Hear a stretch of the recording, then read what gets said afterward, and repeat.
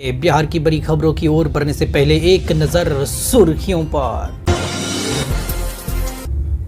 बिहार के पंचायतों को लेकर सीएम नीतीश ने दिया बड़ा निर्देश, कई योजनाओं को जल्द से जल्द करना होगा पूरा। बिहार में बड़ी सियासी हलचल, राजद में शामिल हुए पूर्व विधायक गौतम सागर राणा, लोकसभा चुनाव के पहले लालू को मिला बड़ा साथ।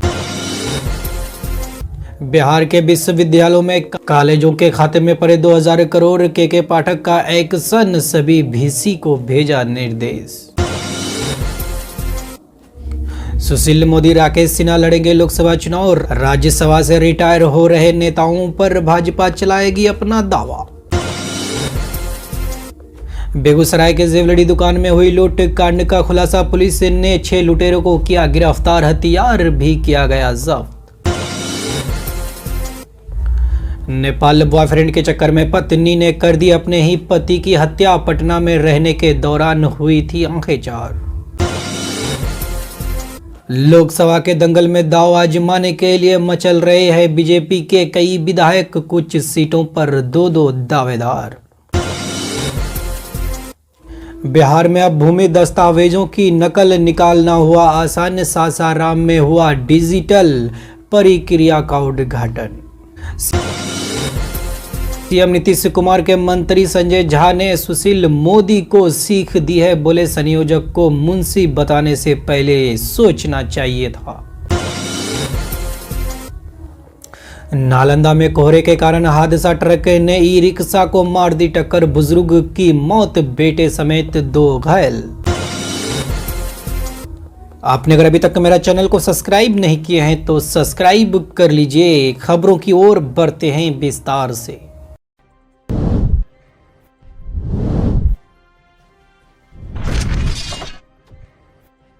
वर्ष 2023 में कर्नाटक और तेलंगाना विधानसभा चुनाव में कांग्रेस की जीत ने कांग्रेस की उम्मीदें वैसे प्रदेश में भी जगा दी है, जहां मुस्लिम मतदाताओं की संख्या अच्छी खासी है। इसमें वर्तमान में आंध्र प्रदेश पर कांग्रेस ने फोकस करना शुरू कर दिया है।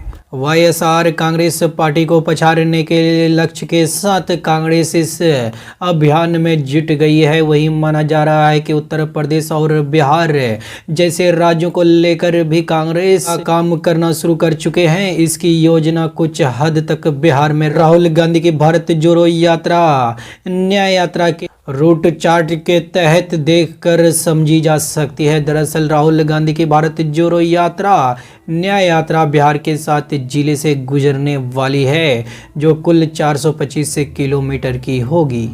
पहले चरण में पूर्णिया, अररिया, कटिहार और किशनगंज जैसे मुस्लिम बाहुल्य जिलों से यात्रा पश्चिम बंगाल में प्रवेश करेगी। इसका प्रभाव सीमांचल और कोसी क्षेत्र के अन्य दूसरे जिलों पर भी पड़ेगा। ये बता दें कि बिहार के एकमात्र कांग्रेस के सांसद किशनगंज से ही जीत कर आए हैं, जहां मुस्लिम आबादी 75% से अधिक है। खास बात यह है कि क्षेत्र मुख्य तौर पर राजद, जदयू और एआईएमआईएम का गढ़ है। बता दें कि राहुल गांधी भारत जोड़ो यात्रा के दौरान 2 बार बिहार आएंगे। इसमें से पहली बार इस यात्रा में वो पूर्णिया, अररिया और किशनगंज होते हुए पश्चिम बंगाल निकल जाएंगे, जबकि वहां से झारखंड, छत्तीसगढ़ होते हुए दोबारा बिहार में प्रवेश करेंगे। दूसरे चरण में मुस्लिम वोट बैंक को ध्यान में रखते हुए तैयारी किया गया है। इसमें सासाराम, कैमूर और औरंगाबाद से यात्रा गुजरेगी। ऐसे में मुस्लिम मतों को कांग्रेस की ओर लाने का प्लान भी स्पष्ट है, जो इंडिया अलायंस के दलों के लिए ही एक तरह से सेट है। गौरतलब है कि बीते वर्ष हुए जाति जनगणना सर्वे के अनुसार बिहार में मुस्लिम समुदाय की आबादी करीब 18% है और देश की कुल 243 विधानसभा सीट में से 47 और लोकसभा की सीट ऐसी है जहां मुस्लिम मतदाता निर्णायक करते हैं। वहीं लोकसभा की कम से कम 7 से अधिक सीटें ऐसी है जहां मुस्लिम वोटरों की गोलबंदी या विखराव के कारण परिणामों में अंतर आ जाता है। बता दें कि इन इलाकों में मुस्लिम आबादी 20 से 40% या इससे अधिक भी है। वहीं सासाराम में, कैमूर और औरंगाबाद में 17 से 20% मुस्लिम आबादी है।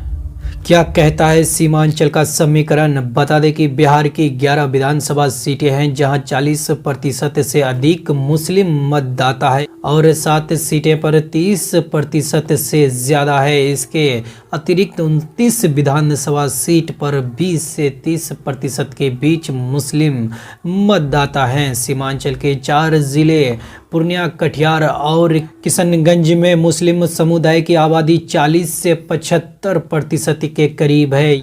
बिहार के सीमांचल क्षेत्र में 4 लोकसभा सीट और 24 विधानसभा सीट आती है। वर्ष 2019 के लोकसभा चुनाव में नीतीश कुमार की जेडीयू एनडीए के साथ रहते हुए 2 सीटों पर जीती थी और बीजेपी ने 1 सीट जीती थी, वहीं 1 सीट कांग्रेस को मिली थी। और 2020 के विधानसभा चुनाव में सीमांचल की 24 विधानसभा सीट में से बीजेपी 8, कांग्रेस 6 और जेडीयू ने 4 सीटें जीती थी। आरजेडी और भाकपा माले ने 1-1 सीटें जीती थी, जबकि मुस्लिम परस्त राजनीति करने में माहिर माने जाने वाले असदुद्दीन ओवैसी की पार्टी एआईएमआईएम ने 5 सीटें जीतकर सबको चौंका दिया था।